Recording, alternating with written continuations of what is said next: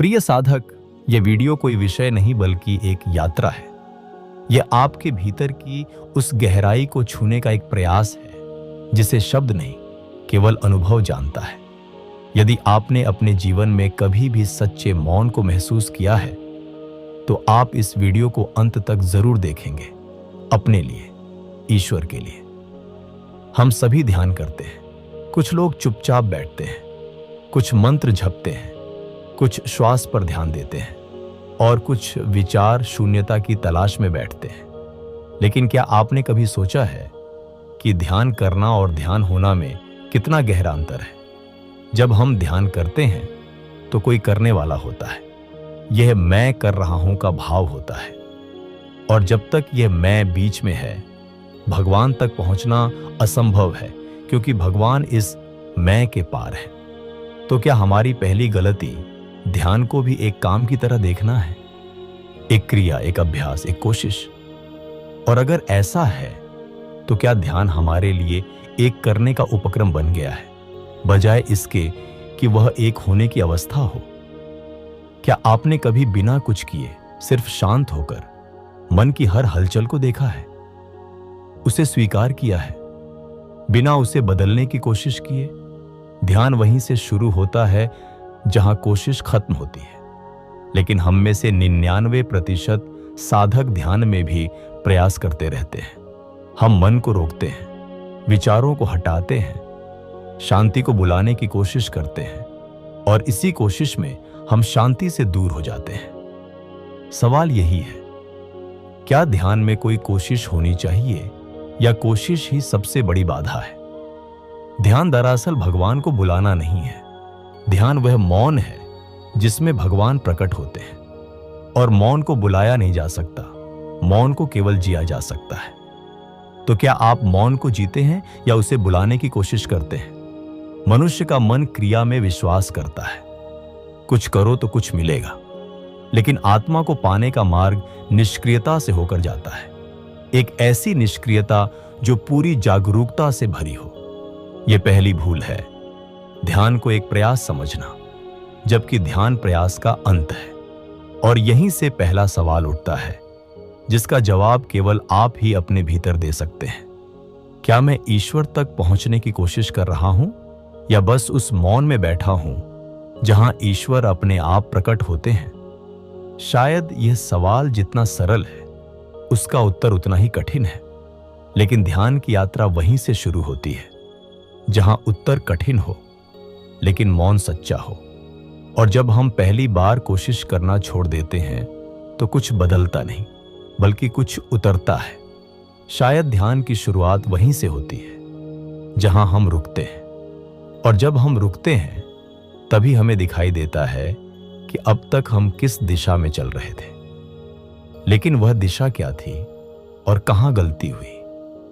कभी कभी हम इतने सालों तक एक ही दिशा में चलते रहते हैं कि हमें यह सोचने का भी समय नहीं मिलता कि क्या वाकई हम सही रास्ते पर हैं। ध्यान में भी कुछ ऐसा ही होता है। जिस रास्ते को हम साधना समझते हैं वह कभी कभी केवल मन का अभ्यास बनकर रह जाता है। आपने देखा होगा, कुछ लोग वर्षों से ध्यान करते हैं लेकिन उनकी आंखों में शांति नहीं होती, शब्दों में सच्चाई नहीं होती और मौन में कोई ऊर्जा नहीं होती। तो क्या साधना के लिए सिर्फ समय पर्याप्त है या दिशा और दृष्टि समय से कहीं ज्यादा जरूरी है? ध्यान की सबसे सूक्ष्म गलती यह है कि हम मन को साधना चाहते हैं, जबकि ध्यान का मूल उद्देश्य मन से परे जाना है। यह वैसा ही है जैसे कोई समुद्र पार करने के लिए किनारे की रेत इकट्ठा करने लगे। मन को सुधारने का प्रयास ध्यान नहीं है, मन को देखने की क्षमता ही ध्यान है। लेकिन हम क्या करते हैं? हर बार बैठते हैं और मन को चुप कराने की कोशिश करते हैं, जैसे वह कोई शोर मचाने वाला बच्चा हो। और जब वह चुप नहीं होता तो हम कहते हैं, मेरा ध्यान टूट गया। क्या आपने कभी सोचा कि मन की उपस्थिति ध्यान में बाधा है या मन को देखने का अवसर है? ध्यान की शुरुआत वहां नहीं होती जहां मन शांत होता है, बल्कि वहां होती है जहां आप मन को देखना शुरू करते हैं बिना उसे चुप कराने की कोशिश किए। क्योंकि जब आप उसे चुप कराते हैं तो एक द्वंद्व जन्म लेता है। आप और आपका मन दो हो जाते हैं, और जब तक द्वंद्व है तब तक ध्यान नहीं, केवल संघर्ष है। एक और गहरी बात समझिए, जब आप मन को नियंत्रित करने की कोशिश करते हैं तो आप अनजाने में ईश्वर के मार्ग में हस्तक्षेप कर रहे होते हैं। क्यों? क्योंकि आप तय कर रहे हैं कि शांति कैसी होनी चाहिए, मौन कैसा दिखना चाहिए और ध्यान कैसा महसूस होना चाहिए। पर क्या आत्मा को महसूस करने के लिए आपके मापदंड जरूरी हैं? आत्मा केवल तब प्रकट होती है जब आप हर मापदंड को छोड़ देते हैं। यहीं से ध्यान की अगली गलती जन्म लेती है, अपेक्षा करना। ध्यान में बैठूंगा तो अनुभव होगा, शांति महसूस होनी चाहिए, प्रकाश दिखना चाहिए, कोई ऊर्जा उठे, कोई संकेत मिले। पर यह सब मन की अपेक्षाएं हैं। ध्यान वहां नहीं उतरता जहां अपेक्षा होती है, वह वहां प्रकट होता है जहां स्वीकृति होती है। तो अब सवाल यह है, क्या मैं ध्यान में देखने के लिए बैठता हूं या पाने के लिए? क्या मैं अनुभव को बुलाता हूं या अनुभव को दबाव बना देता हूं? ध्यान में सबसे सूक्ष्म अहंकार यही है कि मुझे कुछ अनुभव होना चाहिए, और जब तक यह मुझे बना रहता है ईश्वर अनुपस्थित रहते हैं। इसीलिए साधना की दिशा केवल बैठने की नहीं, समर्पण की होती है। क्योंकि जब समर्पण होता है तभी देखने की शुद्ध दृष्टि पैदा होती है, और वहीं से एक नई यात्रा शुरू होती है जिसे हम ध्यान कहते हैं। पर वह ध्यान नहीं, दृष्टा की उपस्थिति है। और अब जब हम यह जानने लगते हैं कि ध्यान एक अनुभव नहीं बल्कि एक अवस्था है, तब अगला सवाल उठता है, क्या वह अवस्था केवल मौन में आती है या चलने, बोलने और जीने में भी संभव है? क्या ध्यान केवल बैठने तक सीमित है या वह जीवन के हर पल में संभव है? यह सवाल साधना को साधारण से असाधारण की ओर ले जाता है। अगर ध्यान केवल बैठने की क्रिया होती तो ऋषि जंगल में ही बस जाते और बुद्ध वनों से लौटते ही नहीं।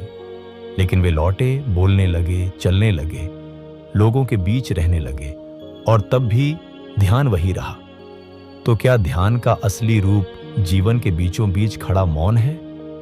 हम में से ज्यादातर लोग ध्यान को एक खास मुद्रा, एक निश्चित जगह और समय से जोड़ते हैं, जैसे मानो वह एक निर्धारित काम हो जिसे सुबह या शाम कुछ मिनटों के लिए करना है। पर क्या ईश्वर समय देखकर आते हैं?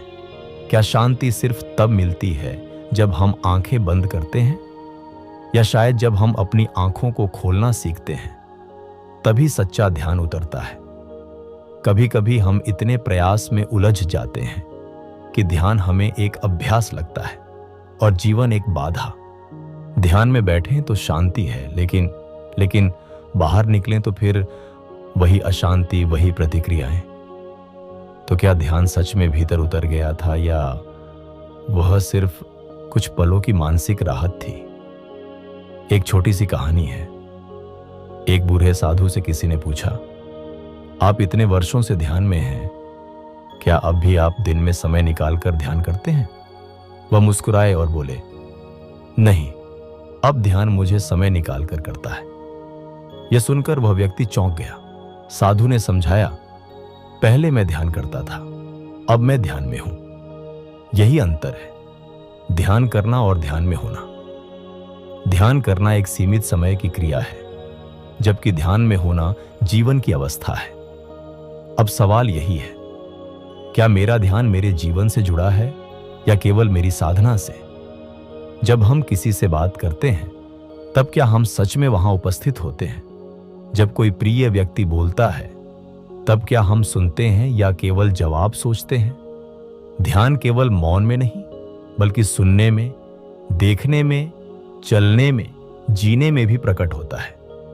क्योंकि ध्यान का केंद्र बाहरी मौन नहीं बल्कि भीतर की जागरूकता है। अगर आप खाना खाते हुए सिर्फ खाने को महसूस कर रहे हैं तो वह भी ध्यान है। यदि आप किसी बच्चे की आंखों में देखकर पूरी तरह से उसकी बात सुन रहे हैं तो वह भी ध्यान है। तो अब ध्यान का सवाल यह नहीं कि मैं ध्यान कब करता हूं, बल्कि यह है कि कब कब मैं ध्यान से चूक जाता हूं।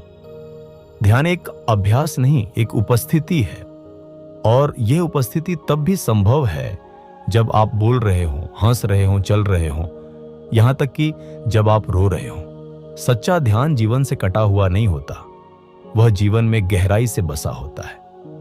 तो अब अगला सवाल उठता है, क्या हम ध्यान को जीवन से अलग करके साधना को बांध रहे हैं, या जीवन को ही साधना मानने की ओर बढ़ रहे हैं? और शायद यहीं से ध्यान एक नई दिशा लेता है, जहां वह साधना नहीं बल्कि समग्रता का अनुभव बन जाता है। लेकिन जब ध्यान जीवन का हिस्सा बनने लगे तो वहां एक और सूक्ष्म खतरा जन्म लेता है, ध्यान का अभिमान। अब हम एक और भूल की ओर बढ़ते हैं जो बहुत भीतर छिपी होती है। ध्यान की सबसे खतरनाक भूल क्या है? वह नहीं जो बाहर दिखाई दे, बल्कि वह जो भीतर ध्यान के नाम पर चुपचाप उगती है और साधना को धीरे धीरे अंदर से खोखला कर देती है। यह है ध्यान का अभिमान। अभिमान अक्सर शोर से नहीं, मौन से जन्म लेता है। जब व्यक्ति यह सोचने लगे कि मैं ध्यान करता हूं, मैं जागरूक हूं, मुझे शांति का अनुभव होता है, तो वहां एक सूक्ष्म मैं फिर से सिर उठाता है। यह मैं पहले सांसारिक था, अब आध्यात्मिक बन गया है। ध्यान का यह छिपा हुआ अभिमान पहचानना सबसे कठिन होता है, क्योंकि वह शांत होता है, विनम्र दिखाई देता है, लेकिन भीतर से खुद को दूसरों से श्रेष्ठ मानता है। क्या आप कभी इस चुपचाप उगते मैं को देख पाए हैं? एक व्यक्ति कहता है, मैं अब प्रतिक्रिया नहीं करता, लेकिन उस वाक्य में भी प्रतिक्रिया होती है, स्वयं की श्रेष्ठता की प्रतिक्रिया। ध्यान हमें शून्य की ओर ले जाने वाला रास्ता है, लेकिन जब मैं ही उस शून्य का मालिक बन जाए तो यात्रा वहीं रुक जाती है। सच्चा ध्यान वहीं जीवित रहता है जहां व्यक्ति अपने अनुभवों का भी अभिमान नहीं पालता। और यह कठिन है, क्योंकि ध्यान में जो मिलता है वह शब्दों से परे होता है, गहरा होता है, और भीतर कुछ ऐसा छू जाता है जिसे व्यक्त किए बिना रहा नहीं जाता। लेकिन वहीं से जन्म होता है मुझे कुछ हुआ है का भाव, और यही भाव ध्यान को एक यात्रा से एक उपलब्धि बना देता है। अब सवाल यह है, क्या मेरा ध्यान एक उपलब्धि बन चुका है, या मैं अब भी एक जिज्ञासु यात्री बना हुआ हूं? जो जानता है वह साधक नहीं रहता, जो सीख रहा है वही चलता है। ध्यान ज्ञानी बनने की प्रक्रिया नहीं, बल्कि ज्ञानी होने के भ्रम से मुक्त होने की प्रक्रिया है। बहुत से साधक ध्यान में अनुभव पाकर वहीं रुक जाते हैं, क्योंकि अब उन्हें लगता है कि मैं जान गया हूं। लेकिन क्या वास्तव में किसी ने ईश्वर को जाना है? या जो उसे जानता है वह इतना मौन हो जाता है कि जानने का दावा भी नहीं करता। ध्यान वहां नहीं ले जाता जहां मुझे अनुभव हुआ, बल्कि वहां ले जाता है जहां मैं ही मिट जाए। और जब मैं मिटता है तभी ईश्वर स्वयं को प्रकट करते हैं, बिना हमारे बताए, बिना हमारे बुलाए। इसलिए अगली भूल यह है, ध्यान में मिले अनुभवों को पकड़ लेना, उनका संग्रह बना लेना, और फिर हर ध्यान में उसी अनुभव को दोहराने की इच्छा करना। क्या आपने कभी अनुभवों की भूख महसूस की है? ध्यान में मिले अनुभवों को दोहराना नहीं होता, उन्हें छोड़ना होता है। हर ध्यान नया है, हर क्षण नया है, हर मौन एक अज्ञात दरवाजा है। लेकिन यदि आप पुरानी अनुभूतियों को नए मौन पर थोप देंगे, तो क्या आप सच में मौन को सुन पाएंगे, या आप केवल अपनी ही प्रतिध्वनि में उलझे रहेंगे? ध्यान तब सच्चा होता है जब आप यह भी भूल जाएं कि आप ध्यान में हैं, जहां कोई ध्यान करने वाला नहीं बचता, बस मौन ही मौन होता है। लेकिन जब ध्यान करने वाला मिटने लगे तो एक नई चुनौती सामने आती है। विचारों से नहीं, अनुभवों से मुक्ति। ध्यान में विचारों से मुक्ति की बात तो हम सब सुनते हैं, लेकिन क्या हमने कभी सोचा है कि अनुभवों से मुक्ति क्यों जरूरी है? विचार तो अक्सर बाहरी होते हैं, लेकिन अनुभव तो हमारे भीतर घटते हैं।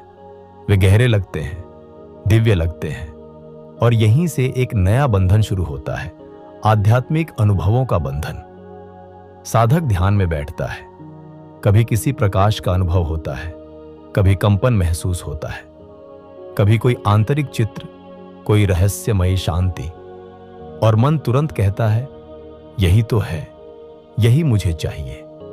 लेकिन जैसे ही आप उस अनुभव को पकड़ लेते हैं, ध्यान वहीं रुक जाता है।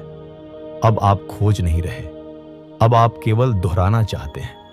ध्यान वह पानी है जो हर बार नया रूप लेता है। लेकिन यदि आप कल के स्वाद को ही हर दिन पीना चाहेंगे, तो क्या आप नए पानी की शुद्धता पा सकेंगे? यहां सवाल उठता है, क्या मैं ध्यान में मुक्त हो रहा हूं या अनुभवों का संग्रह बनता जा रहा हूं? आपने कभी अनुभव किया होगा, ध्यान में एक विशेष अनुभूति हुई तो अगली बार बैठते ही मन उसी का इंतजार करता है। वह नहीं हुआ तो बेचैनी, वह हुआ तो एक सफलता का भाव। लेकिन क्या आत्मा को सफलता और असफलता की भाषा में मापा जा सकता है? जब आप अनुभवों को संग्रह करते हैं तो आप ईश्वर को एक बार की घटना बना देते हैं, जबकि ईश्वर कोई घटना नहीं, वह तो एक अखंड उपस्थिति है। अनुभव बदलते हैं और ईश्वर वही रहते हैं। तो क्या आप बदलते अनुभवों से एक अपरिवर्तनीय सत्य को पकड़ सकते हैं? यही ध्यान की एक और गहराई खुलती है। जब आप ध्यान में उतरते हैं तो कई बार आप किसी खास अवस्था को ही गहराई मान बैठते हैं। लेकिन क्या हर गहराई ही अंतिम है? या शायद जैसे ही आप किसी अनुभव को अंतिम मानते हैं, आपने अपने ऊपर एक अदृश्य सीमा खींच दी होती है। ध्यान में स्वतंत्रता केवल विचारों से नहीं मिलती, बल्कि उन अनुभवों से भी मिलती है जो आपको प्रिय हो गए हैं।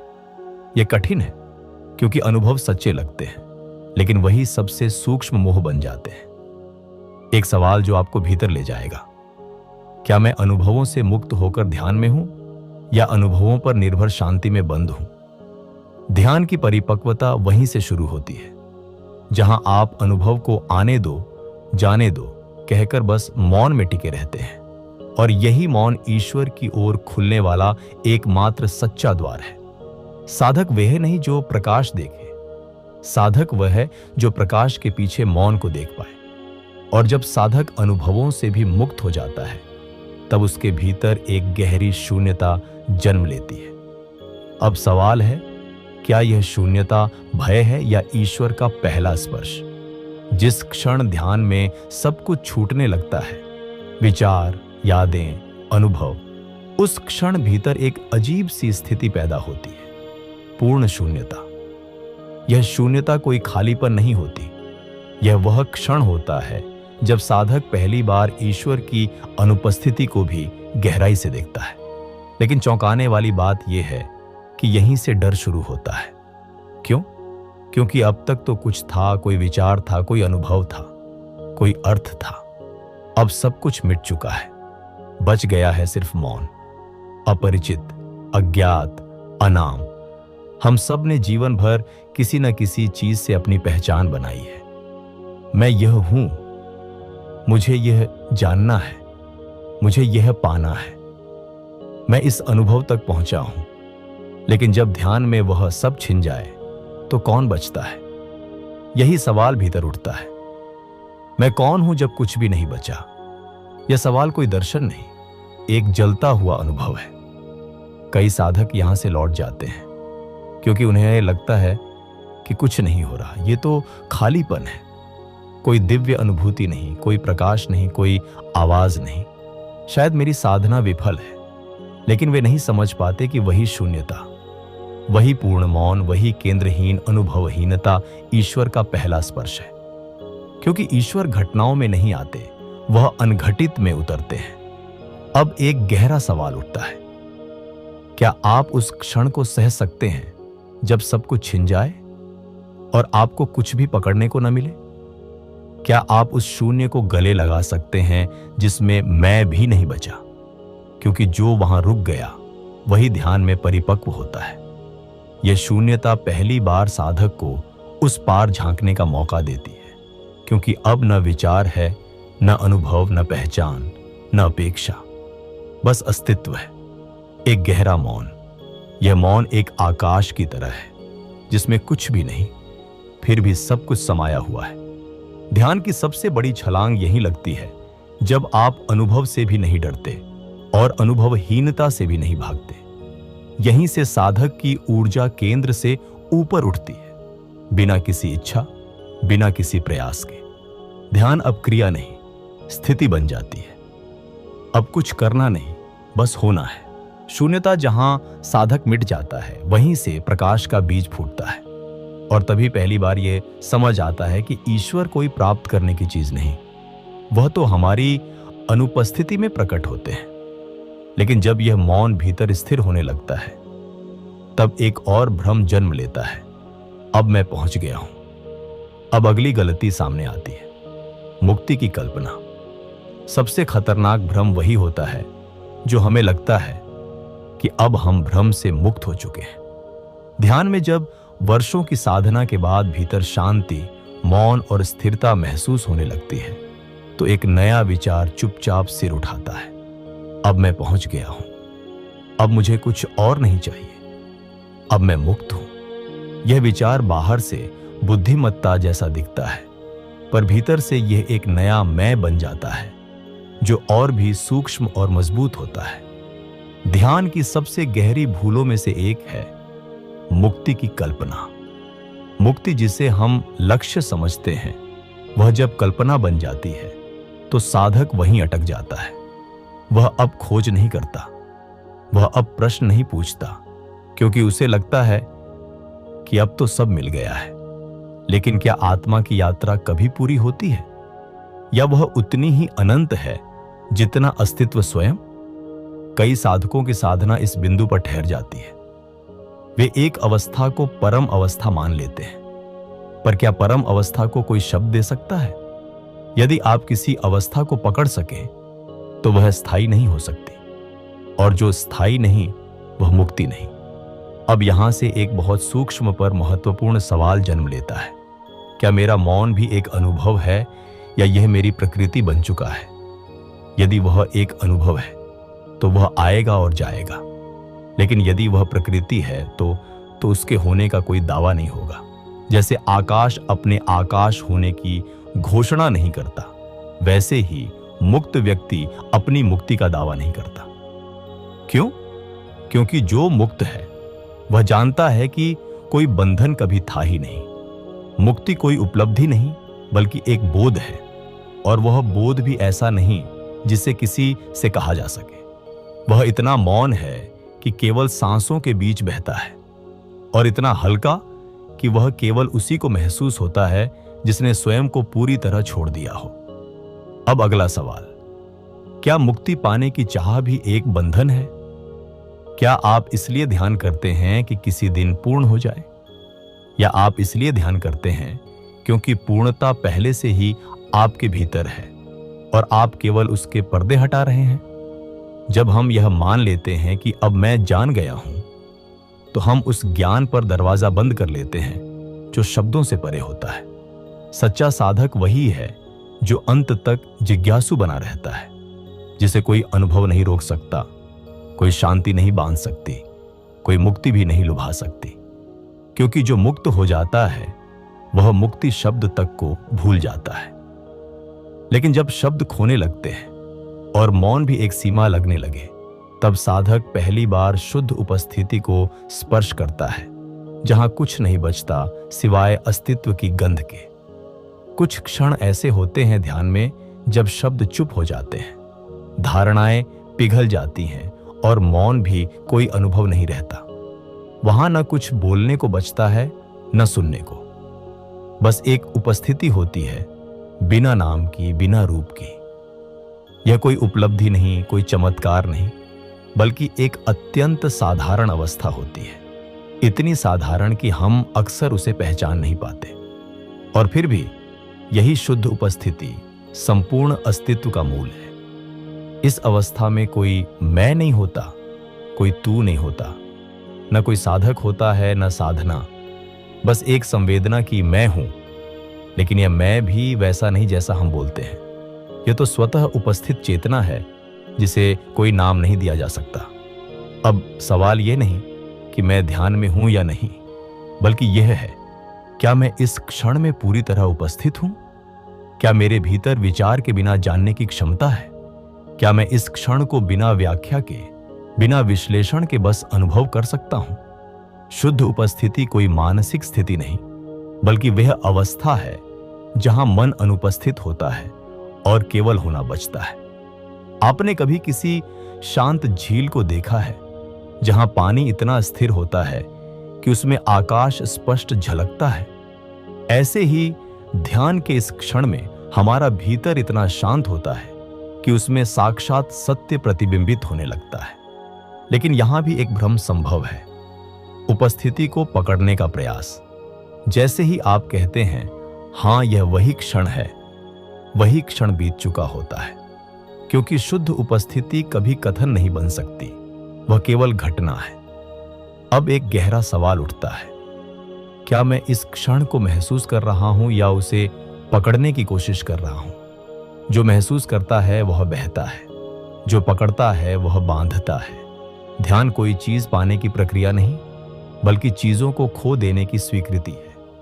यह उपस्थिति इतनी सूक्ष्म है कि यदि आप थोड़े भी प्रयास में आ जाएं तो वह अदृश्य हो जाती है। यह अनायास घटती है, जैसे कोई फूल चुपचाप खिल जाए। और यही ध्यान की सुंदरता है। जो जितना प्रयास छोड़ता है वह उतना अधिक उपस्थित होता है।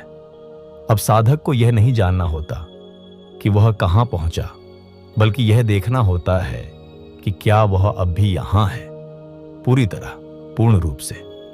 शुद्ध उपस्थिति ही सबसे गहरी ध्यान अवस्था है, जहां कुछ जानने को नहीं, कुछ कहने को नहीं, बस होने की परिपूर्णता होती है।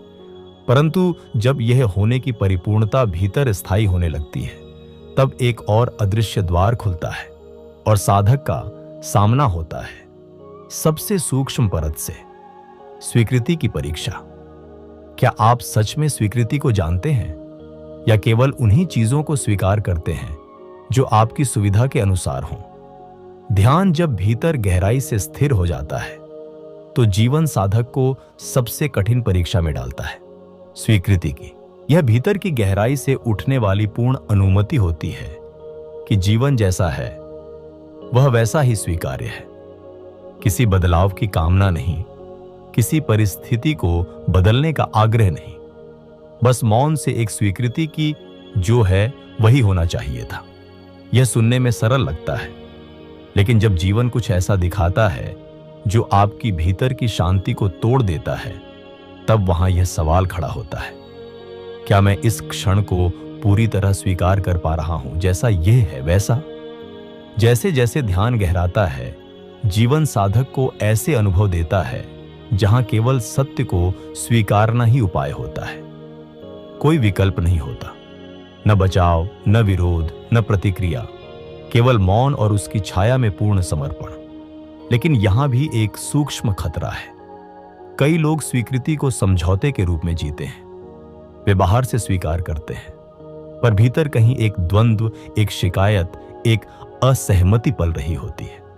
सच्ची स्वीकृति वह है जहां शिकायत तक नहीं बचती, जहां दुख है पर दुख से लड़ाई नहीं है, जहां हानि है पर हानि से असहमति नहीं है, जहां व्यर्थ कुछ नहीं लगता क्योंकि सब कुछ जैसा है वह अस्तित्व का हिस्सा है। अब सवाल यह है, क्या मैं केवल उन्हीं अनुभवों को स्वीकार करता हूं जो सुखद हैं, या मैं उस अंधेरे को भी दिल से बुलाता हूं जो मेरी परतें खोलने आया है?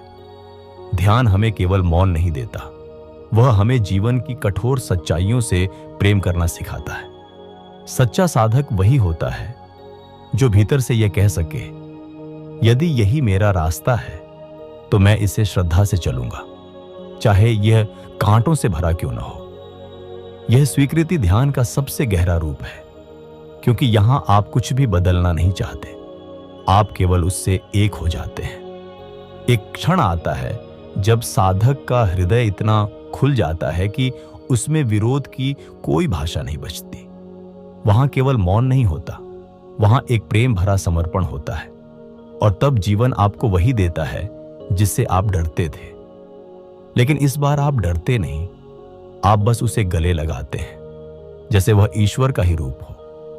और जब स्वीकृति संपूर्ण हो जाती है, तब जीवन एक और परत खोलता है, वहां सामने आता है वह डर जिसे हम वर्षों से आध्यात्मिकता के पर्दे में छिपाते रहे। असली स्वयं से मिलना। असली भय ईश्वर से नहीं होता, असली भय स्वयं से मिलने का होता है। ध्यान की यात्रा में सबसे कठिन मोड़ वही होता है जहां साधक को कोई और नहीं बल्कि अपना असली चेहरा दिखाई देने लगता है। अब तक जो भी देखा था वह या तो अनुभव थे या कल्पनाएं, कभी मौन, कभी प्रकाश, कभी ऊर्जा। लेकिन अब जब स्वीकृति पूर्ण हो चुकी है, जब कोई बाहरी परत बाकी नहीं है, तो जीवन हमें हमारे सामने खड़ा कर देता है, बिना मुखौटे के, बिना शब्दों के, बिना भूमिका के। और वही क्षण हमारे भीतर सबसे गहरी हलचल पैदा करता है।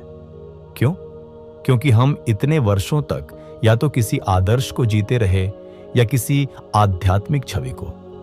हमने एक मैं ऐसा हूं की छाया ओढ़ ली थी, लेकिन अब वह छाया भी गिरने लगती है।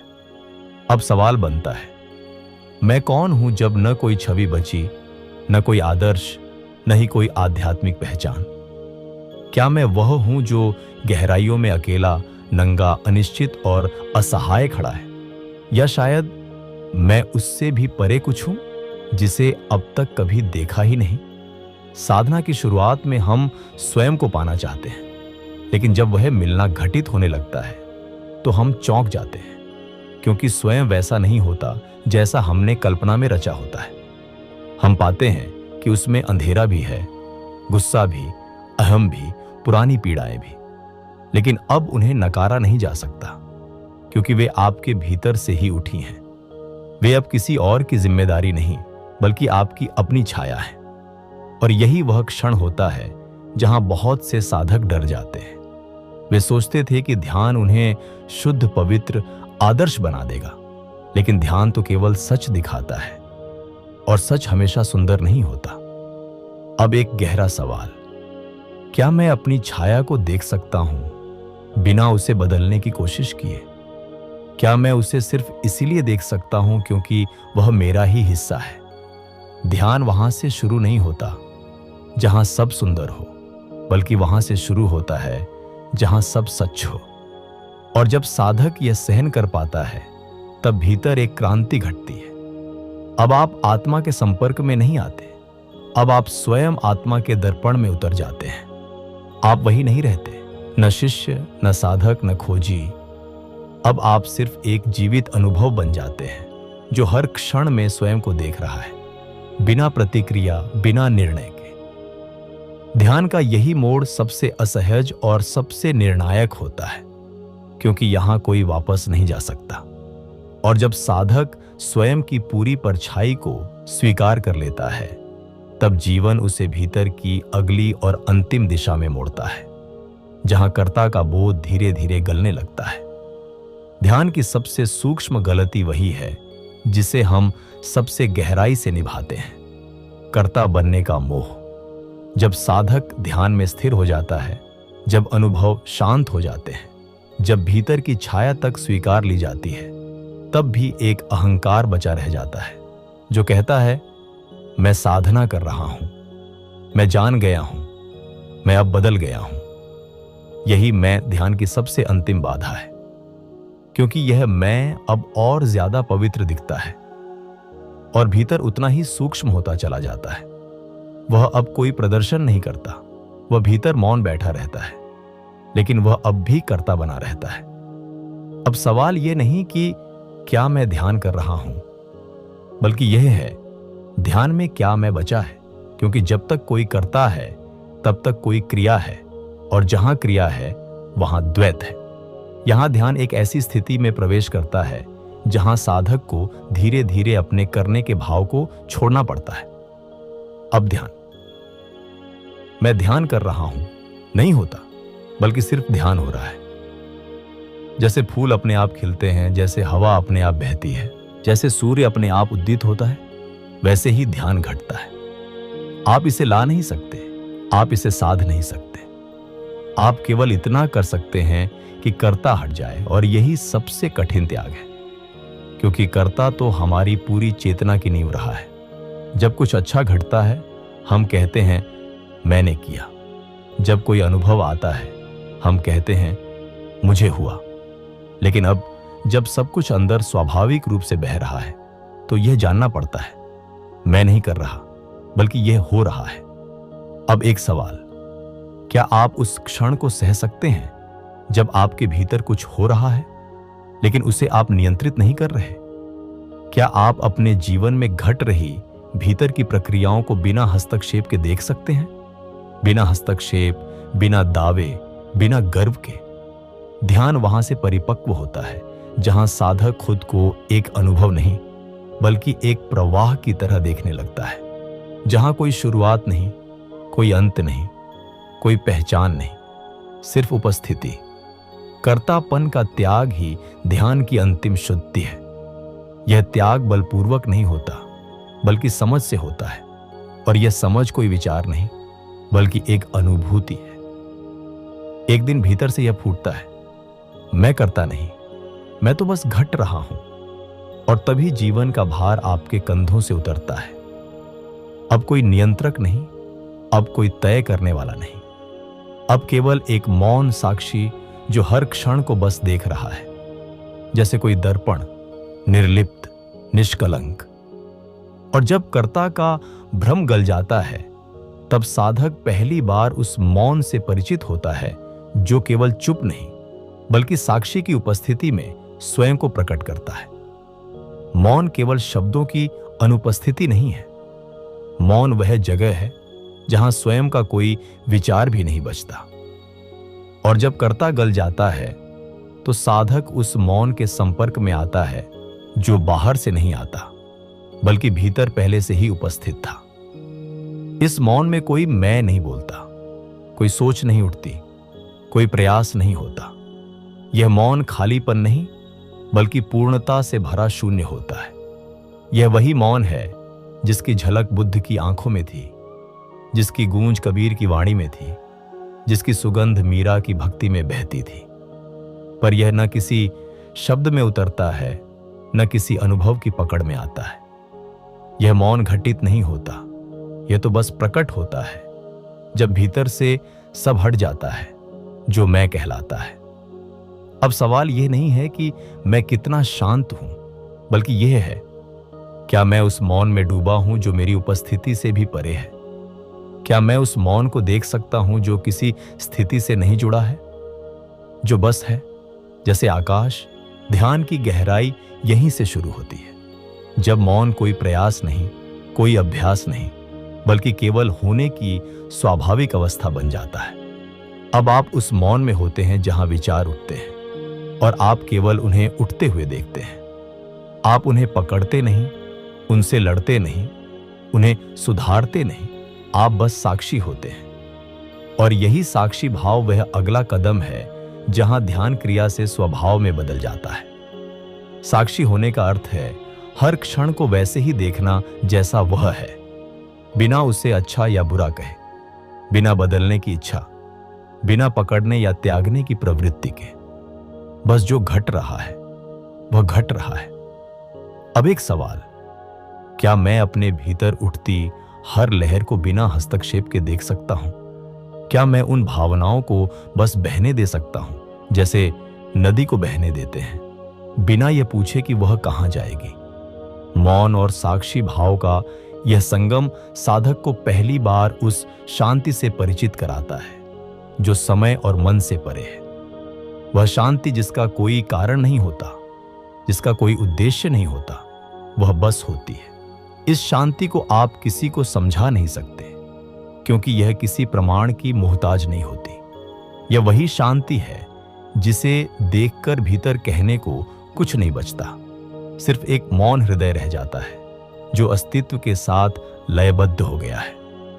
लेकिन जब यह मौन भी साधक का स्वभाव बन जाता है, तब अस्तित्व एक और रहस्य खोलता है जहां ध्यान और ध्यान देने वाला दोनों मिटने लगते हैं। वह कौन देख रहा है जब देखने वाला भी गायब हो जाए?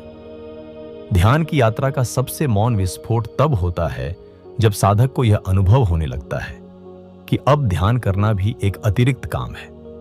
पहले यह लगा कि ध्यान एक क्रिया है, फिर यह बोध हुआ कि ध्यान एक अवस्था है। लेकिन अब यह भी स्पष्ट होता है कि ध्यान और ध्यान देने वाला दोनों अलग नहीं है। यहां पर साधक अपने सबसे अंतिम भ्रम से मुक्त होता है कि वह ध्यान कर रहा है, क्योंकि अब जो बचता है वह न ध्यान है न करने वाला, बल्कि केवल शुद्ध उपस्थिति है। यह उपस्थिति ऐसी है जो किसी गतिविधि का परिणाम नहीं, बल्कि समग्र विसर्जन का परिणाम है। आप इतने शून्य हो जाते हैं कि वहां कोई केंद्र नहीं रहता जो कहे मैं देख रहा हूं। अब सवाल बदल जाते हैं। पहले पूछते थे मैं ध्यान में कैसे प्रवेश करूं, अब भीतर से गूंजता है वह कौन है जो अब तक ध्यान में था। यह एक चमत्कारिक मोड़ है, क्योंकि यहां पर मैं और ध्यान दो नहीं रह जाते।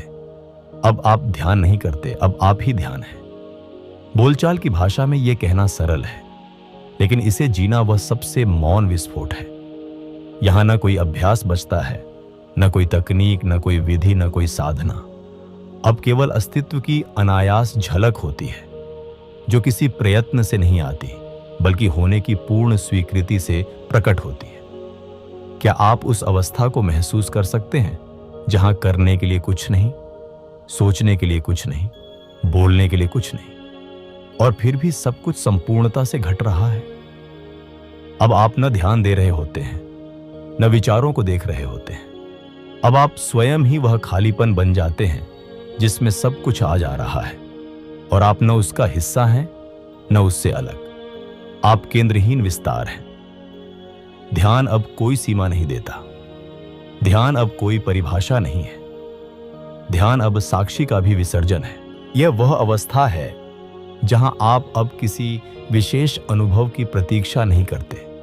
अब आप स्वयं ही अनुभव बन जाते हैं। अब कोई द्वार खोलना नहीं बचा, अब आप ही द्वार हैं। आप ही शून्य हैं। आप ही वह मौन है जो अपने भीतर पूर्ण है। अब प्रश्नों की भाषा भी धीरे धीरे गिरने लगती है, क्योंकि जहां उत्तर नहीं वहां प्रश्न भी अर्थहीन हो जाते हैं। और जब ध्यान देने वाला भी मिट जाता है, तब शेष रह जाता है केवल वह जिसे कोई नाम नहीं दिया जा सकता, लेकिन जिसे भीतर हर पल महसूस किया जा सकता है। क्या तुमने कभी कुछ ऐसा महसूस किया है जो कहा नहीं जा सकता, लेकिन फिर भी हर क्षण तुम्हारे भीतर मौन से गूंजता रहता है? ध्यान के सभी प्रयासों के अंत में जो शेष रहता है वह कोई ध्यान की अवस्था नहीं होती, बल्कि वह अवस्था रहित उपस्थिति होती है। अब कोई अनुभव नहीं आता, कोई विचार नहीं टिकता, कोई मैं हूं का भी बोध नहीं रह जाता, और फिर भी सब कुछ स्पष्ट होता है। यह अनुभव नहीं, अनुभव से परे का बोध है। यह वह क्षण है जब साधक को पहली बार यह प्रतीति होती है कि जीवन कभी कहीं गया ही नहीं था। कोई दूरी तय नहीं हुई थी, कोई रास्ता नहीं था। जो पाया गया है वह तो हमेशा यही था, बस उसकी परतों को हटाया गया है। अब प्रश्न पूछने की आदत भी शांत हो जाती है। साधक पूछता नहीं यह क्या है, बल्कि वह बस उसमें डूबा रहता है। अब चेतना एक सीमाहीन आकाश बन जाती है। न वह किसी विचार से बंधी है, न किसी भाव से। अब भीतर कोई भी चीज अपनी नहीं लगती। अब जो भी है वह पूरी तरह समर्पित है, पूरी तरह उससे अर्पित है, जिसे कहा नहीं जा सकता। यहां पर भाषा झुक जाती है। अब शब्द काम नहीं आते। शब्द उस अनुभव को छू नहीं सकते जिसमें स्वयं भी पीछे छूट गया है। अब जो कुछ भी जीवन में घटता है उसमें कोई हस्तक्षेप नहीं होता, कोई लगाव नहीं होता, कोई यह मेरा है नहीं बचता। सिर्फ एक सहज स्वाभाविक प्रवाह रह जाता है। क्या आप उस मौन की कल्पना कर सकते हैं जिसमें कोई विचार नहीं, फिर भी सब कुछ समझ में आता है? क्या आप उस शून्यता को छू सकते हैं जो खाली नहीं, बल्कि सबसे गहराई से भरी हुई है? यही वह मौन है जिसे बुद्ध निर्वाण कहते हैं, जिसे उपनिषद तुर्यावस्था कहते हैं, जिसे संत कबीर साहिब का दरबार कहते हैं। अब न कोई पहचान बचती है, न कोई लक्ष्य, सिर्फ उपस्थिति की धड़कन जो समय से परे है, जो मृत्यु से परे है, जो शब्दों से परे है। और जब यह उपस्थिति ही जीवन बन जाती है, तब साधक का मौन मात्र उसकी अवस्था नहीं, बल्कि पूरे अस्तित्व की भाषा बन जाता है। जब साधक मौन में स्थिर हो जाता है तो वह बोलता नहीं, लेकिन फिर भी पूरे अस्तित्व से संवाद करता है। अब वह शब्दों से नहीं, अपनी उपस्थिति से संदेश देता है। जो कभी ध्यान करने वाला था, अब वह स्वयं ही ध्यान का माध्यम बन जाता है। उसका मौन अब उसका व्यक्तिगत अनुभव नहीं, बल्कि ब्रह्मांड की भाषा बन जाता है। जैसे कोई वाद्य अपने भीतर से नहीं बजता, बल्कि हवा के प्रवाह से ध्वनि देता है, वैसे ही यह साधक अब ईश्वर के मौन स्पर्श से जीवन जी उठता है। अब जीवन एक क्रिया नहीं, बल्कि एक सुनना बन जाता है। हर क्षण, हर व्यक्ति, हर स्पर्श अब कोई संदेश लिए आता है, लेकिन यह संदेश किसी शब्द में नहीं होता, बल्कि केवल अनुभूति में होता है। क्या तुम कभी ऐसे मौन में बैठे हो जहां तुम्हें कुछ भी समझाना नहीं पड़ा और फिर भी सामने वाला रो पड़ा? क्या तुमने कभी महसूस किया है कि तुम्हारी उपस्थिति ही किसी के भीतर प्रकाश जगा रही है? यही वह अवस्था है जहां साधक अब गुरु नहीं बनता, बल्कि जीवित मौन बन जाता है। अब वह उपदेश नहीं देता, उसका होना ही शिक्षा बन जाता है। ध्यान अब उसके जीवन में एक विधि नहीं, बल्कि उसका स्वभाव बन चुका है। चलना ध्यान है, देखना ध्यान है, सुनना ध्यान है, जीना ध्यान है। अब जीवन कोई प्रयोगशाला नहीं, अब जीवन ही पूजा है। और साधक अब कोई साधना नहीं कर रहा, बल्कि वह स्वयं ही ईश्वर की उपस्थिति का दर्पण बन गया है। यहां पर कोई विशेष अनुभव नहीं घटता, और फिर भी हर क्षण अलौकिक होता है। कोई चमत्कार नहीं होता, और फिर भी हर दिन अद्भुत होता है। क्यों? क्योंकि अब साधक देखने नहीं गया है, वह स्वयं ही दृष्टि बन गया है। अब वह ईश्वर को खोज नहीं रहा, वह स्वयं ईश्वर की आंखों से देख रहा है। अब कोई प्रश्न नहीं उठता, क्योंकि जो जानना था वह जान लिया गया है, और जो शेष है वह केवल जिया जा रहा है। अब मौन केवल साधक का मौन नहीं है, वह मौन अब संपूर्ण अस्तित्व की उपस्थिति है, जो साधक के माध्यम से व्यक्त हो रही है। और जब साधक अस्तित्व की भाषा बन जाता है, तब उसके जीवन की हर सांस, हर दृष्टि, हर मौन स्वयं ईश्वर का अनुभव कराने लगते हैं। क्या तुमने कभी ऐसा व्यक्ति देखा है जिसे देखकर बोलने का मन नहीं करता? बस बैठे रहो और उसकी मौन उपस्थिति ही तुम्हारे भीतर कुछ पिघलाने लगे। ऐसा होता है जब कोई अस्तित्व की भाषा बन जाता है। अब उसकी कोई बात नहीं होती, अब उसका होना ही संदेश होता है। उसका चलना, उसका ठहरना, उसकी मुस्कान, उसका मौन, सब कुछ भीतर उतरने लगता है, जैसे किसी ने तुम्हारे हृदय पर ध्यान की हल्की सी दस्तक दी हो। ऐसा साधक अब किसी को कुछ सिखाने नहीं निकलता। उसे अब किसी सिद्धि की आवश्यकता नहीं होती, क्योंकि अब वह जान चुका है कि सबसे बड़ी सिद्धि है कुछ न होना। यहां साधना समाप्त नहीं होती, यहां साधना पूरी तरह से जीवित हो जाती है। अब ध्यान कोई आराम की मुद्रा नहीं, बल्कि हर क्षण की लय बन जाता है। साधक अब बाहर से कुछ नहीं मांगता, न भीतर कुछ रोकता है।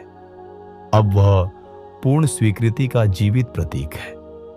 क्या तुमने कभी ऐसे जीवन की कल्पना की है जहां कुछ भी घटे और तुम बस उसे स्वीकार कर सको, जैसे वह स्वयं ईश्वर की योजना हो? क्या तुम वहां पहुंच सके हो जहां कोई प्रतिक्रिया न बचे, सिर्फ जागरूक उपस्थिति शेष रह जाए? ऐसे में जीवन अब एक व्यक्तिगत कहानी नहीं रह जाता, बल्कि वह एक ब्रह्मांडीय कविता बन जाता है, जिसे कोई कह नहीं रहा, बल्कि जो स्वयं घट रही है। अब साधक कोई भूमिका नहीं निभा रहा, अब वह केवल एक वाहक बन गया है। ईश्वर अब उसके माध्यम से देखता है, सुनता है, प्रकट होता है। अब जीवन में किसी विशेष अनुभव की खोज नहीं रह जाती।